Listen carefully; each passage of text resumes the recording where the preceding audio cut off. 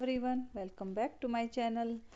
तो क्लास 7 की हमारी पॉलिटिकल साइंस चल रही है भाई। उसका आज जो चैप्टर है वो है 8th चैप्टर पॉलिटिकल साइंस का, क्लास 7 की। चैप्टर का नाम है बाजार में एक कमीज। काफ़ी इम्पोर्टेंट चैप्टर है, यहाँ से क्वेश्चन बनता है तो थोड़ा सा ध्यान देना। तो जो एनसीईआरटी की तैयारी कर रहा है भाई, किसी भी टीचिंग एग्ज़ाम की जो तैयारी कर रहा है तो उसको एनसीईआरटी ज़रूर पढ़नी है, तो वो चैनल से ज़रूर जुड़िएगा और वीडियो को लास्ट तक देखना। अगर पसंद आए तो लाइक करना और अपने दोस्तों को भी शेयर करना। शुरू करते हैं आज का हम अपना टॉपिक। तो बाजार में एक कमीज, मतलब कि इस चैप्टर में हम क्या पढ़ेंगे, कैसे एक जो कमीज है, मतलब कि एक शर्ट है, वो किस चीज़ से बनती है भाई, कॉटन से बनती है। ठीक है, तो कैसे एक जो शर्ट का जो सफ़र है खेतों से शुरू होकर बड़े बड़े शोरूम में जब तक वो शर्ट नहीं बिक जाती, कैसे उसका जो सफ़र है वो चलता है। तो आज हम देखेंगे ये कहाँ से शुरू होता है कि भाई कपास के उत्पादन से, मतलब के कॉटन के उत्पादन से शुरू होता है और बेचने तक का पूरा सफ़र हम देखेंगे इस चैप्टर में। और देखेंगे कि क्या सबको बराबर लाभ होता है। जो ये शर्ट से संबंधित जो भी व्यापारी है, इसके प्रोडक्शन से संबंधित है, ठीक है, तो इसमें मतलब कि हाँ देखेंगे कि भाई किसको कितना लाभ होता है, कौन कितनी मेहनत करता है एक कमीज के बनने में। तो एक जो केस स्टडी है वो दे रखी है कुरनूल में कपास उगाने वाली एक किसान है, महिला है जो कपास उगाती है। ठीक है, कुरनूल है आंध्र प्रदेश में, जहाँ पर एक सौपना नाम की एक औरत है जो कि छोटी किसान है, जो अपने छोटे से खेत में कपास उगाती है। तो अभी क्या कर रही है, वो कपास के पौधों पर जो डोडे बोलते हैं, जो मतलब के जो कपास के जो जहाँ से कपास निकलती है उसको ऐसे वो जो कली होती है उसकी फूट जाती है, तो उसको बोलते हैं डोडे। ठीक है, तो वो पक रहे हैं। वो भी क्या है, जब कुछ चटक जाते हैं, कुछ मतलब चटकना है कि भी कुछ में से कपास है वो फूट चुकी है, कुछ अभी अभी बंद है। इनका मतलब क्या है कि भाई जब भी कपास जो कॉटन है, कॉटन जब तैयार हो जाती है तो उसमें से हमें एक साथ कॉटन के पौधों में से, कपास के पौधों में से हमें एक साथ जो कपास है वो नहीं मिलती है। तो कई दिन तक ये काम चलता है। कुछ कोई जो कली है किसी दिन चटक जाती है, कोई किसी दिन, तो ऐसे ही ये कई दिन जो कपास को चुनने का जो काम है वो कई दिन तक चलता रहता है। फिर क्या करेगी कि भाई जब उसमें से जो कॉटन उसने निकाल ली है सौपना ने, तो फिर वो अपने पति के साथ कुरनूल के कपास बाजार में नहीं जाती, वो एक लोकल व्यापारी के पास जाती है। मतलब कि वहीं के उसी के जो कुरनूल में ही कोई एक व्यापारी है जो कपास खरीदता है और वो आगे बेचता है, तो उसके पास जाती है। उसके पास वो क्यों जाती है, क्योंकि उसने सौपना ने उस व्यापारी से पहले ही कुछ पैसे ले रखे हैं। किस चीज़ के लिए, बीज खाद जो उसमें डालना है, जो कीटनाशक उसमें डालना है कपास की खेती में, उसके लिए उसने 2500 रुपये का कर्ज ले रखा है उससे। और उसने इसी शर्त पर, उसको व्यापारी ने सौपना को इसी शर्त पर पैसे दिए थे कि भाई तुम जब कपास तुम्हारी तैयार हो जाएगी तो तुम कपास मुझे ही बेचोगी और कहीं नहीं बेचोगी। तो जब वो जाती है तो उसने जो कपास है, उस व्यापारी ने उसकी कपास 6000 रुपये की है, 1500 रुपये क्विंटल के हिसाब से। मतलब कि एक क्विंटल जो कपास है उसका 1500 रुपये उसने लगाया है। ऐसे ही करके उसकी जो 4 क्विंटल जो रुई है वो तैयार हुई है, जिसके उसने 6000 रुपये उसके लगा दिए। 2500 रुपये उसने लिए थे, 500 रुपये उसने ब्याज लगा कर के भाई 3000 रुपये तुम्हारे हो गए जो तुमने लिए थे, और 3000 रुपये उसको दे दिए। तो वो बोलती कि क्या केवल 3000 रुपये की ही, भाई 4 महीने तक मैंने इस खेती में इतनी मेहनत की है, इसको चुनने में इतना टाइम लगा, तो क्या 3000 रुपये की ही मेरी जो कपास हुई है। तो वो व्यापारी उसको बोलता है कि भाई ये तो मैंने और ज़्यादा दे दिया, अगर तुम कुरनूल के बाजार में अगर जाकर पता लगाओगे तो इससे भी कम मिलेगी। हालांकि स्वप्ना को इस चीज़ का पता था कि जो 1500 रुपये क्विंटल उसने हिसाब, वो जो मेरा रेट लगाया है रुई का वो कम है, अगर मैं कहीं और जाती तो मुझे 1800 रुपये क्विंटल तक तो जरूर मिल जाता। लेकिन फिर भी वो बेचारी कुछ नहीं, उससे बहस नहीं कर पाती है, क्योंकि उसको जो ब्याज उसने अभी जो ब्याज पे जब पैसे ले रखे हैं तो वो अभी अभी के लिए नहीं लिए हैं, उसको आगे भी ऐसे व्यापारियों से कि भाई जो जिसके पास थोड़ा बहुत धन रहता है ऐसे लोगों से काम पड़ता रहता है कि भाई कहीं बच्चों की बीमारी हो जाए, फीस देनी पड़ जाए, तो वो ऐसे लोगों से बना के रखते हैं। तो इस चक्कर में वो फिर भी चुप रह जाती है। तो ये थी भाई एक कुरनूल के जो आंध्र प्रदेश के कुरनूल इलाके की जो एक केस स्टडी थी, जो हमने देखी कि भाई कपास कैसे तैयार हुई है, कैसे चुनकर उसको व्यापारी तक ले जाया जाता है डायरेक्ट मार्केट में। जो छोटे व्यापारी हैं, जो छोटे मतलब के जो खेतीहर है, खेती करने वाले हैं, वो नहीं जा पाते हैं किसी भी मजबूरी की वजह से। अब देखते हम इरोड का कपड़ा बाजार। इरोड कहाँ पर है भाई? तमिलनाडु में। ठीक है, तमिलनाडु में इरोड जगह है जहां पर सप्ताह में 2 बार कपड़ा बाजार लगता है। ठीक है, कपड़ा बाजार लगता जो संसार के विशाल बाजारों में से एक है। इस बाजार में कई जो प्रकार का कपड़ा बेचा जाता है। जो आसपास के गांव हैं उनमें से जो कपड़ा तैयार करने वाले हैं, बुनकर हैं, मतलब के कपड़ा जो तैयार करते हैं, वो बाजार में आते हैं और कपड़ा अपना बेच देते हैं। बाजार के पास जो कपड़ा है, व्यापारियों के वहां पर जो कपड़ा खरीदते हैं उनके कार्यालय हैं।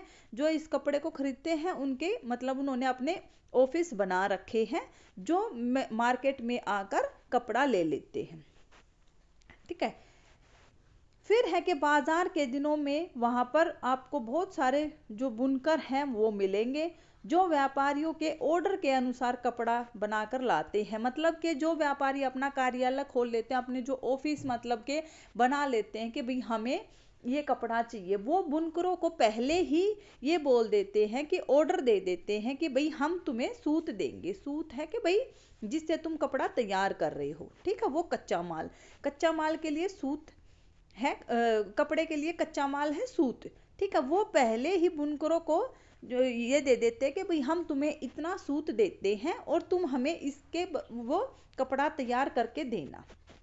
तो ये जो प्रोसेस है वो व्यापारियों और बुनकरों के बीच चलती है। ठीक है, इसको क्या बोलते हैं? इसको बोलते हैं भाई दादन व्यवस्था। दादन व्यवस्था, बुनकरों द्वारा घर पर कपड़ा तैयार करना। क्या है? इसको पुटिंग आउट सिस्टम मतलब के। ठीक है, पुटिंग आउट सिस्टम, इसको बोलते हैं पुटिंग आउट सिस्टम। ठीक है, पुटिंग आउट सिस्टम इसको बोलते हैं। किसको?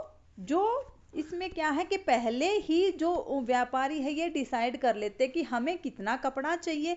बुनकर को इसमें क्या फायदा है?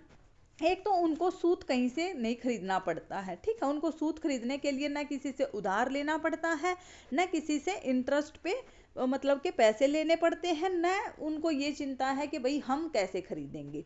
ठीक है, दूसरा क्या है कि भाई उन्होंने जो कपड़ा तैयार किया है उस सूत से जो कपड़ा तैयार किया है उनको कहीं बेचने की भी टेंशन नहीं है कि भाई कहीं हमारा हम इतना सूत खरीद के और इतना सारा माल तैयार कर लेंगे, कपड़ा तैयार कर लेंगे और वो नहीं बिका तो क्या होगा।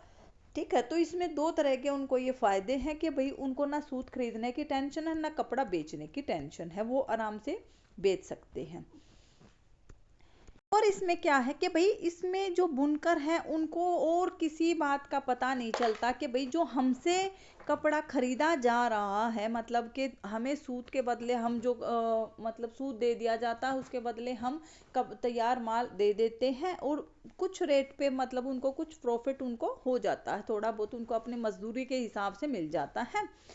अब उनको इस आगे किसी प्रोसेस का नहीं पता कि जो कपड़ा बाजार है वो उसमें व्यापारी कपड़ा कहाँ लेके जाएंगे, और जो कपड़ा वो तो कपड़ा है, अब हम कपड़ा तो लपेट के नहीं रहते ना, हम तो वस्त्र जो उनसे तैयार किए जाते हैं, कुर्ते, शर्ट, पजामा, ठीक है, ये जो तैयार किए जाते हैं वो पहनते हैं। वो कहाँ पर जो उस कपड़े से कहाँ पर ये चीजें तैयार होंगी, ठीक है, तो उनसे कुछ उनको नहीं पता होता है। अब अगर बात करें कि भाई इसमें क्या है, इसमें लगते हैं करघे, ठीक है, इसमें करघे लगते हैं जिससे कि कपड़ा तैयार किया जाता है। सूत के द्वारा जो कपड़ा तैयार किया जाता है उसको बोलते हैं करघे, ठीक है। कुछ हाथ से करते हैं, कुछ लोग हाथ से करते हैं, लेकिन अभी क्या है कि पावर लूम का आ गया सिस्टम। पावर लूम क्या होते हैं, जो बिजली के करघे हो जाते हैं, ठीक है, उनको पावर लूम बोलते हैं। तो वो बोलते हैं कि भाई एक एक करघे का अगर मूल्य बात करें तो 20,000 रुपए तक होता है। अगर एक छोटा सा भी बुनकर है मतलब, तो वो कम से कम 2 करघे तो वो जरूर रखेगा, और उस वो ज़्यादा और किसी को नहीं करेगा, तो क्योंकि ये हाथ की चीज़ें, उसमें ज़्यादा मेहनत लगती है, तो एटलीस्ट वो अपने परिवार वालों को तो ज़रूर, परिवार के जो अडल्ट हैं उनको तो जरूर लगाएगा। 12-14 घंटे वो काम करते हैं, लेकिन महीने में आखिर उनको कितना कमा पाते हैं, वो 3500 रुपये तक वो कमा पाते हैं। ये एक उन्होंने एवरेज दी है एक बुनकर की, ठीक है।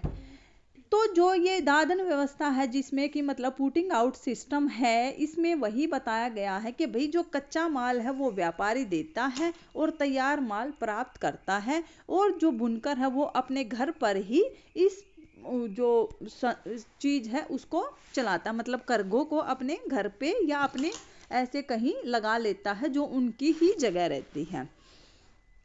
तो अब देखते हैं कि भाई बुनकर सहकारी संस्थाएं क्या होती हैं, मतलब कि कोऑपरेटिव सोसाइटीज क्या रहती हैं बुनकरों की।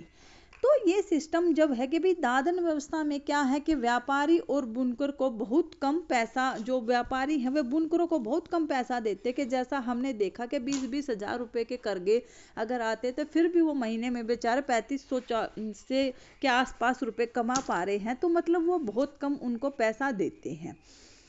इस चीज के लिए फिर क्या किया है कि व्यापारियों के ऊपर निर्भरता कम करने के लिए क्या की है कि एक व्यवस्था है सहकारी व्यवस्था।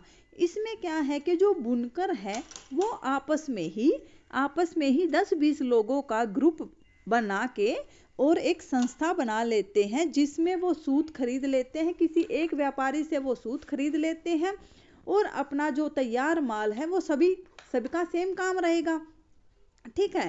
तो उनके हित भी है भाई, समान रहते हैं, लाभ भी समान रहते हैं, ठीक है। एक ही लाभ के लिए वो काम करेंगे, तो 10-20 का ऐसे ग्रुप बना लेते हैं, जो कि फिर बाकी आगे एक जो किसी व्यापारी से सूत खरीद के और किसी दूसरे व्यापारी को अपना जो तैयार माल है वो दे देते हैं। उनका अलग अलग ये रहता, तो उससे क्या है कि उनको मूल्य है जो उचित मिल जाता है, मतलब कि वो अपने किसी जो तैयार माल, मतलब कि जहाँ पर कपड़े बनते हैं, मतलब कि जैसे शर्ट बनती है, तो वो डायरेक्ट कारखानों में उनको बेच सकते हैं, तो उनसे इससे उनको जो सहकारी संस्थाएं हैं उनको उचित मूल्य मिल जाता है, एज कंपेयर्ड टू जो व्यापारी हैं वो बुनकर को देते हैं, ठीक है। अब इसके बाद है कि दिल्ली के निकट वस्त्र निर्यात करने का कारखाना। भाई इरोड का व्यापारी, मतलब कि जो इरोड के व्यापारी ने बुनकरों से कपड़ा लिया, बुनकर अपना कपड़ा लेके आ गए और उन्होंने व्यापारियों को दे दिया, ये थी एक मार्केट की बात। तो इरोड का व्यापारी उस कपड़े का क्या करेगा, वो आगे बेचेगा, ठीक है। तो वो क्या करेगा, इरोड का व्यापारी बुनकरों द्वारा जो निर्मित कपड़ा है वो दिल्ली के पास बनाए जो वस्त्र निर्यात करने वाले एक कारखाने को भेजता है, मतलब कि दिल्ली में कोई कारखाना है जो कि कपड़े बनाता है, और उसके बाद वो कारखाना क्या करता है, अपने कपड़े जो बनाए हैं उस कारखाने ने वो आगे निर्यात करता है, मतलब कि विदेशी खरीदारों को निर्यात की जाती है फिर ये कमीजें, ठीक है। सोचो जो कपड़ा था भाई, जो बुनकरों ने कपड़ा तैयार करके दिया, 10, 20, 30, 50, 100 मीटर ऐसे तैयार कपड़ा करके दिया है, और उस कपड़े को फिर कारखाने में लाया जाता है जहाँ पर शर्ट बनाई जाती है, ठीक है। उस शर्ट को बेचा जाता है आगे फिर विदेशी खरीदारों को। ये है एक प्रोसेस। फिर कमीजों के जो विदेशी ग्राहक हैं उसमें जैसे अमेरिका के हो गए भाई, यूरोप के कंट्रीज हो गए, तो ऐसे रहते हैं, ठीक है।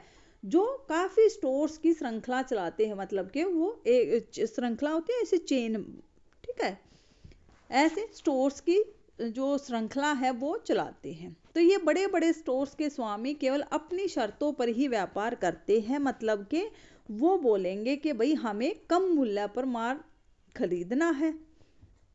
अब उनको भी क्या भाई, कारखाने की जो शर्ट्स हैं वो बना के रखेंगे थोड़ी ना, उनको भी ये है कि भाई हमें भेजना, तो ऊपर से क्वालिटी भी अच्छी चाहते हैं, समय पर सामान चाहते हैं, ठीक है। तो अगर थोड़ी सी भी कुछ गड़बड़ हो गई तो वहां पर वो क्या कर देंगे भाई, उसको कैंसिल कर देंगे। तो इससे क्या है कि भाई जो निर्यातक है वो कोशिश करता है कि भाई सब कुछ टाइम पे ही हो जाए।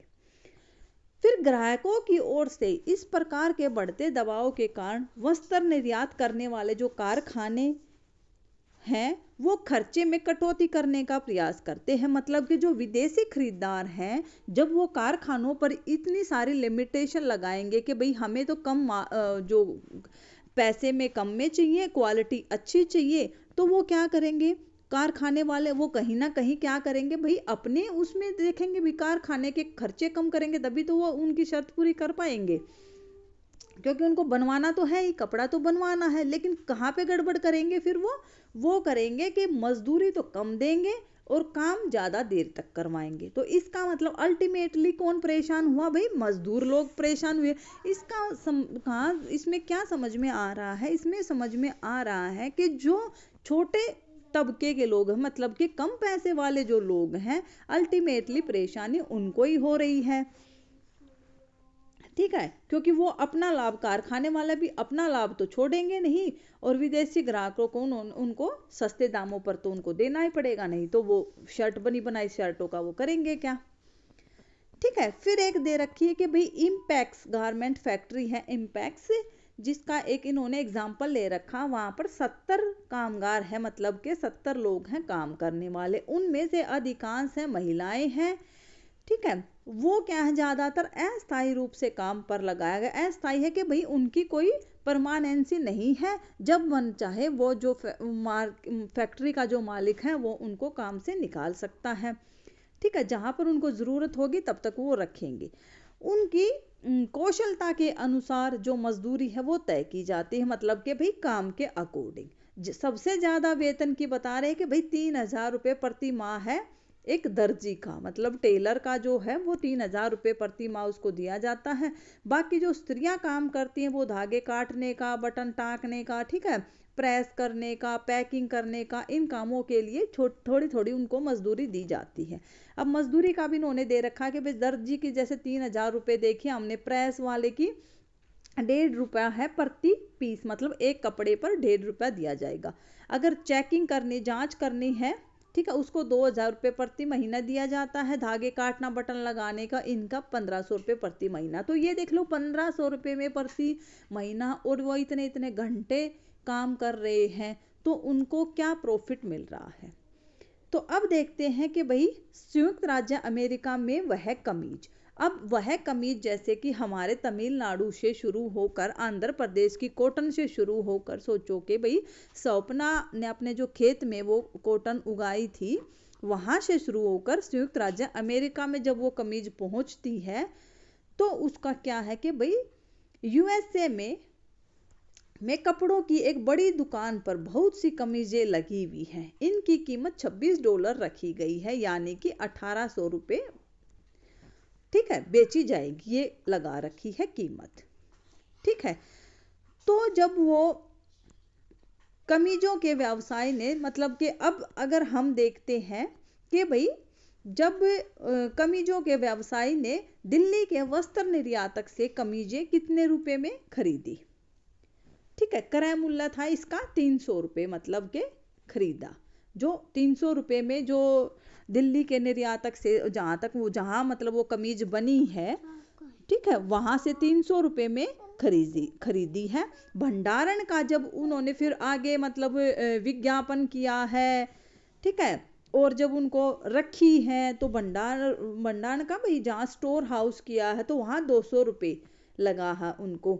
400 रुपये जो प्रति कमीज है भाई, वो जो एवरेज निकाली है वो एडवर्टाइजमेंट पे लगी है, तो कितने हो गए भाई 900 रुपये। ठीक है, 900 रुपये में उनको वो कमीज पड़ गई और 1800 रुपये में वो बेच रही है। ठीक है, तो 900 रुपये उनको क्या हो गया, उनको मुनाफा हो गया। तो जितनी ज़्यादा वो कमीज बेचेंगे उतना ज़्यादा उनको प्रॉफिट होगा। अब बात करते हैं कि वस्त्र निर्यातक ने 300 रुपये प्रति कमीज के हिसाब से कमीजें बेची थी, वो तो हमने ऊपर देख ही लिया है। उसका क्या था भाई, उसका कपड़ा व कमीज में लगने वाले अन्य कच्चे माल, भाई जब उसने वो कपड़ा बन लिया था, ठीक है, और उसको कमीज बनाने तक का जो खर्चा है उसका 100 रुपये का कच्चा माल का था, और जो मजदूरी उसने दी गई बटन टाँकने की और जो जो उसके ऑफिस के कुछ खर्चे थे वो 25 रुपये प्रति शर्ट, भाई हर उस पे तो मतलब हर कमीज का निकाला जाएगा ना वो तो ऐसे ही कारखाने का तो टोटल उसका क्या होगा भाई, उसको भी 150 रुपये में एक कमीज पड़ रही थी। ठीक है, 150 रुपये उसने भी कमा लिए। अब देखते हैं आगे बाजार में लाभ कमाने वाले कौन हैं। तो क्या जैसे अब हमने देखा कि जो यूएसए में शर्ट है 900 रुपये एक शर्ट पर वो कमा रहे हैं, 150 रुपये जो एक शर्ट पर कौन कमा रहा था, ये जो वस्त्र निर्यातक मतलब कि कमीज के निर्यातक है जिसने की कमीज आगे दूसरे देश में बेची है। तो इसके अकॉर्डिंग तो भाई इसकी जो कमाई है वो कम हुई। अब और किसकी कमाई कम है, तो वो किसकी है भाई, जैसे उत्पादनकर्ता कौन था, मेन उत्पादनकर्ता कौन था भाई, स्वप्ना। ठीक है, मेन उत्पादनकर्ता इसमें कौन थी, कॉटन, क्योंकि उसने उगाई थी। ठीक है, तो मेन उत्पादनकर्ता हुई स्वप्ना जिसने की कॉटन उगाई। उसको कितना मिला, उसको बहुत ज्यादा कम मिला। उसके कंपैरिजन में जो बुनकर थे उनको ये था कि सूत, उनको इंटरेस्ट वगैरह भी नहीं देना पड़ा, सूत उनको मिल जा रहा था। तो फिर लेकिन जो कमीज निर्यातक था उसके अकॉर्डिंग तो बुनकरों को भी कम मिला। तो इसका मतलब हमें क्या समझ में आया है कि भाई जितने ज़्यादा पैसे वाले हैं ज़्यादा जो प्रॉफिट है वही कमा जाते हैं। ठीक है, जो छोटे तबके के हैं उनको प्रॉफिट भी कम मिलता है। बाजार और समानता, अब देखते हैं हम कि बाजार में सभी लोग समान हैं।